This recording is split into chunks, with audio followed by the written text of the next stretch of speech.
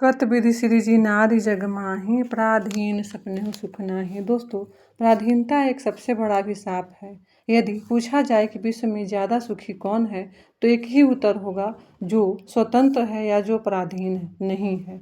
मनुष्य अपने जीवन में जो कुछ भी कार्य करता है, उसका एकमात्र उद्देश्य होता है कि वह अपने को सुखी कर सके और अपना विकास कर सके, और उसे जितना भी जीवन जीना है उतना स्वाभाविक रूप से स्वतंत्र होकर के जिए।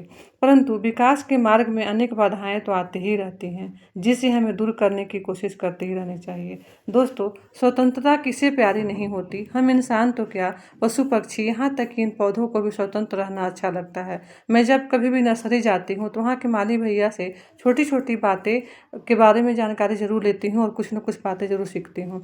मुझे पौधों को नहीं भी खरीदना होता है तो भी मैं नर्सरी में जरूर घूमने के लिए जाती हूँ। मुझे बाज़ारों में ज़्यादा बिना मतलब का घूमना अच्छा नहीं लगता है। बाज़ारों में जाने से हमें दो प्रकार के नुकसान हो जाता है। एक तो समय की बर्बादी हो जाती है और दूसरे पर पैसे का भी नुकसान हो जाता है।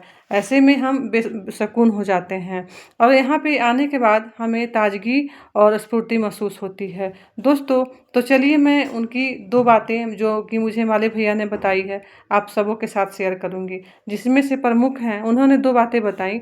उन्होंने कहा कि पौधों को बांध देने से उन्हें अच्छा नहीं लगता, वे भी गुस्सा हो जाते हैं। और दूसरा, उन्हें टेढ़े मेढ़े होकर खड़ा रहना भी पसंद नहीं है। जैसे कोई व्यक्ति जिनका शरीर किसी कारणवश टेढ़ा हो जाता है तो ज़्यादा समय तक खड़े नहीं होते या उन्हें खड़े रहने में परेशानी होती है। ये बातें जानकर मुझे अष्टवक्र ऋषि की याद आ गई, जिनकी 8 अंगें टेढ़ी थी।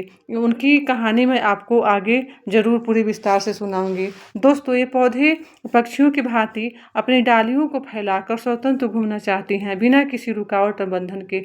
मैंने 7वीं कक्षा में एक कविता पढ़ी थी, जो कि मुझे आज भी कंठाग्र है, जिसके कवि शिवमंगल सिंह सुमन है। यह कविता मेरी सबसे फेवरेट कविताओं में से एक थी, जिसमें एक पिंजरे के बंद पक्षी ने अपने पराधीनता की व्यथा को बताते हुए कहा है। उसकी कुछ महत्वपूर्ण पंक्तियां मैं आप तक शेयर कर रही हूँ। नीड़ न दो चाहे टहनी का, आश्रय छीन भिन कर डालो, लेकिन पंख दिए हैं तो आकुल उड़ान में विघ्न न डालो। अर्थात जब हमें ईश्वर ने पंख दिया है तो हमें कोई भी पिंजरे में बंद न करके रखे, हमें पूरे आकाश में उड़ने दिया जाए।